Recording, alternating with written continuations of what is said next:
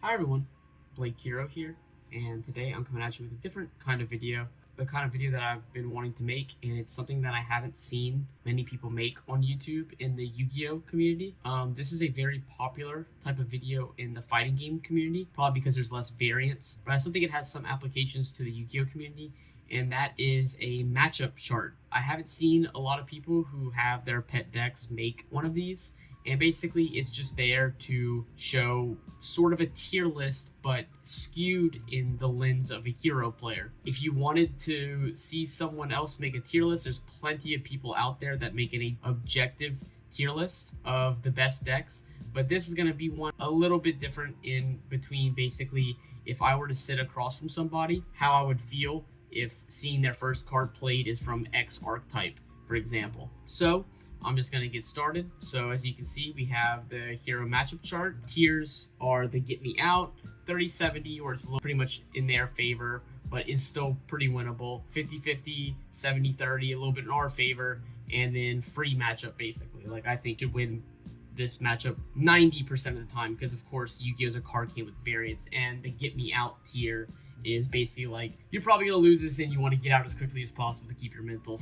So we'll just start with, obviously, you take your deck and you put it at the top, and so this is the matchup chart for hero.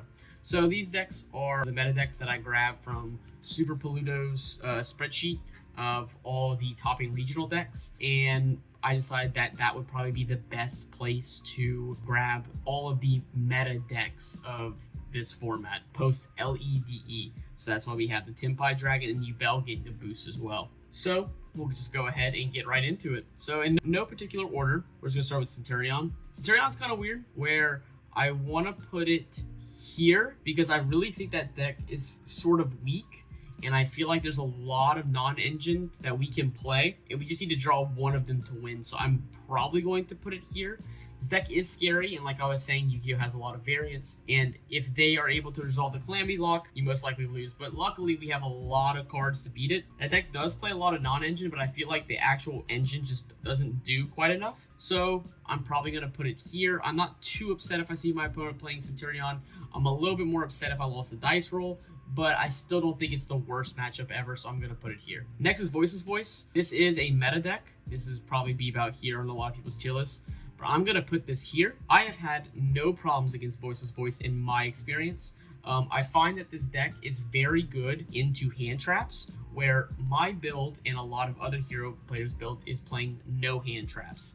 They set up their board, and our deck has so much gas that it's just able to power through the one disruption Voice's Voice has, plus its pop, plus anything else it can set up. Cerebus isn't very good against this deck, and I feel like a lot of Voice's Voice players that I talk to say that one of their worst matchups is Branded, because it's kind of a very popular deck that has a lot of engine, but ours also has a lot of engine and can power through a lot of boards, and I find Voice's Voice to be pretty good matchup for us. So here's Tenpai Dragon. This is the new deck out of LEDE. I'm going to put it here because I think this deck plays a lot of non-engine, and that is one thing that can really be bad for us. If they hand trap us a couple times, they also could play lightning storms, dusters, and stuff to kind of clear any of the cards that we have prepared for them. If we're able to weather the storm, though, and we are able to even solidify a DPE by himself, that is good enough to beat this deck. Sometimes if they draw the field spell plus a guy,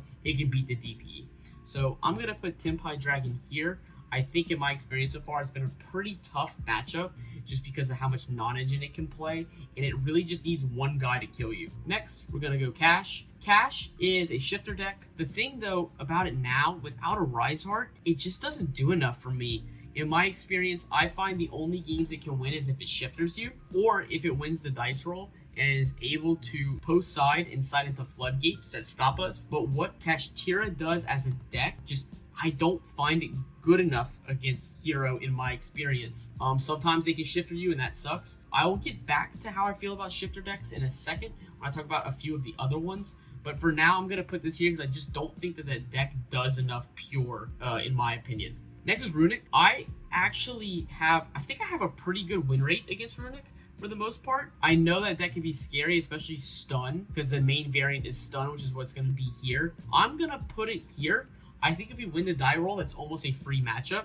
If we lose a dice roll, it's a pretty scary matchup, but we have a lot of tools of being able to deal with it, like Stratos Pop, Mass Change, to be able to dodge Skill Drain, dodge the runic cards. So I'm actually going to put it here. I think it is one of the harder decks to beat compared to the other decks in this category, but I think we have a lot of tools of being able to dodge targeting effects, dodge the floodgates. There can be scary, but we can play under Gozen, we can play under Rivalry, and I really think that, especially if you play 2 Poly, I think this matchup just really isn't that bad. Next is Yubel. This is like the antagonist deck of Yu-Gi-Oh! GX compared to our protagonist deck.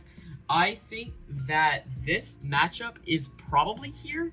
I don't have the most experience against it, but so far it seems like the Yubel portion of the deck we don't really interact very well with a lot of our removal being destruction and being a bunch of pops and being battle phase attack. And our interruption doesn't really deal with this very well, but I find that the other parts of the Yubel deck, our deck does deal with pretty well. Super Poly is pretty scary though, so maybe it would be here, but maybe like the lesser end of this tier. But I just don't have enough testing against this deck, and so far it's been relatively positive in my favor, so I'm gonna put it here. Keep in mind this list is completely subjective. If any of you guys disagree, then please, comment your experience below. If you'd like to know about any of these matchups in my experience of playing against these decks, also let me know. This is kind of meant to be a precursor into how to beat Tenpai, for example, if this is a bad matchup, or how to beat Snake Eyes as the hero player, for example. Those kind of ideas is basically meant to stem from this video. So just keep going. Next, I'm going to have, this is Branded. I'm going to put Branded in 50-50, but a little bit better for us, I think, because if we win the die roll, we almost guarantee to win the matchup because Dark Angel destroys this deck. Also, but if they win the dice roll, then Gimmick Puppet's pretty scary and you have to draw a piece of non-engine to beat it. Luckily, our non-engine against it is a lot better than their non-engine against us. Dark Angel turns off Super Poly. It turns off almost everything in that deck except for droplets, and that's their only out, and sometimes they play upwards of 60 cards, so they'll see that droplet a lot less. So I'm going to put this in 50-50 just because they can FTK us back, but I really think this matchup's pretty good for us. And the thing about Branded is it's night and day different between a good player piloting the deck and an average player piloting the deck. And I just find this matchup not to be the worst, but again, they do have an FTK. Next is Pearly. I actually find Pearly to be also, it used to be pretty bad, but I think over time, I've started to lean to I'm not too upset if I sit across from Pearly. Pearly's just one of those decks that's going to sit on the big towers and try to back it up with non-engine. But again, that towers, our deck actually can make a guy that can attack over it. Plasma also outs Noir because Noir is only unaffected by activated effects. So continuous effects like Plasma do work against Noir, which really helps in our favor. If we win the die roll, Darklaw DPE plus the trap completely destroys this deck, and it really just depends on the non-engine this deck has, but engine for the most part, and Pearly can play a good bit of non-engine, but not as much as some of the other decks I mentioned, like Tenpai, or we'll get to Snake Eye, that I don't find this matchup to be the worst. Next is Lab. I'm gonna put Lab in 50-50 as well, but a little bit better for us. Kind of a die rolly matchup where if they win the die roll, it's a little scary because of them being able to have the potential to loot Deep Barrier, to loot different Dimension Ground, which can be really, really scary cards individually for us to play against. Other than that, though, I find that Hero as a deck plays very well into these control-y type of decks just because we have so much engine. If they're not able to set up that combo of looping a Floodgate lingering trap card, then we're able to push through whatever they set up with their small interruptions for the most part. Next is Fire King Snake Eyes. I'm going to put this deck probably here. Definitely compared to Snake Eyes variant, I definitely feel a lot better when I see Fire King cards because although they have extra resilience and they definitely don't mind their stuff being popped because they can float, Darklaw is really good against this deck if we win the die roll. And also going second, it's just without them playing the most non-engine possible. I find their boards easier to break when they're on Fire King in my experience. So I'm going to put the Fire King variant of Snake Eye here. If you guys feel differently, let me know, please. But I'm going to put Fire King here. And then I'm going to put the big elephant in the room, Snake Eye. I'm going to put Snake Eye probably here, which really sucks because this is probably this is the best deck in Yu-Gi-Oh right now. Actually, on second thought, I'm going to put it here. I actually don't find any matchups so far being in the get me out category where it feels almost unwinnable. The only deck I've ever felt like that playing against was a couple formats ago was Unchained, that it was just a very, very difficult matchup.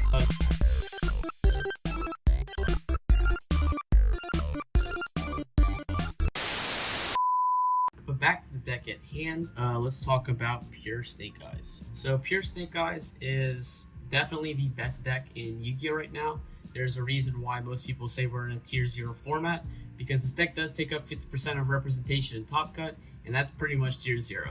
This deck is very strong. It plays a lot of non-engine, and it can do a lot with only one card. And I think that's why this matchup is so bad. The reason why it's not in the get me out category is mostly just because if we get to go first, Dark Law is very, very good against this deck, and also the fact that Rivalry is also very good against this deck.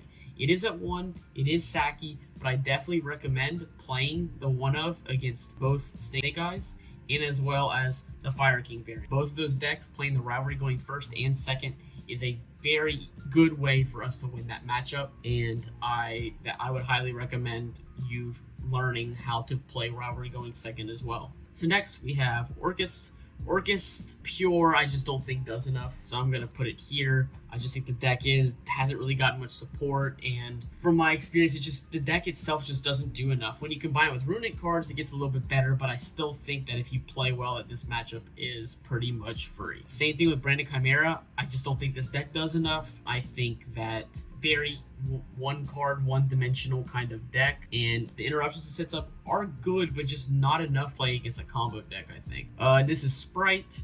Sprite, I'm gonna say, is also really easy, but it can be hard going second to them depending on the variant they play. They can Ibly lock you, and there's plenty of other ways that Sprite can play that makes it really difficult.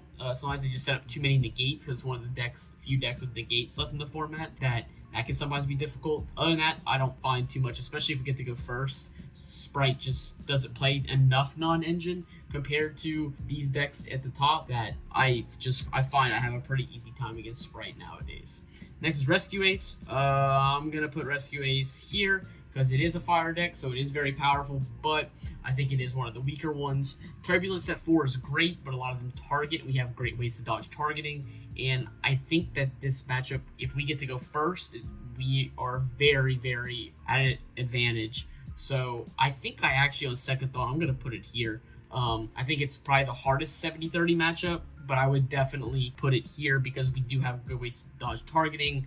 And if you draw a good enough hand, because of course all these matchups come with variants, you can just draw not well. But overall, I think we don't have the worst matchup against this. Next is Tier. Tier is free. I mean, going first or second, if you draw Mass Change, this deck cannot win. The only thing they can do is a lot of smart Tier players will they end on Mud Dragon and then call Dark when I try to go Mass Change on it preemptively, and they've been finding success against me for doing that.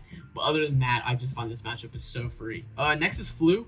This is going to come to a surprise because I've seen some comments of asking how to play against Flu. I'm going to also put Flu here in free. The reason why I'm going to put Flu in free is that the Featherstorm going first is definitely an auto win, but sometimes I've gotten Featherstorm, and that deck just can't kill you sometimes. And if they can't kill you and you get that extra turn, then that deck doesn't do enough, like at all. If we get to go first, even if they evenly you and you keep the trap set, the trap favorite contact solos that deck. I have played against Flu plenty of times, and even when I get shifted, I can just pass and that deck cannot put up game, and you can just beat them on the crackback. Well, I hope this was helpful for some of you. Of course, if you have any questions about any of the matchups that I have listed here or anything I've talked about, please drop a comment below. It's been amazing seeing all the support, and I really enjoy answering you guys' questions. So that's pretty much all I have today. So peace.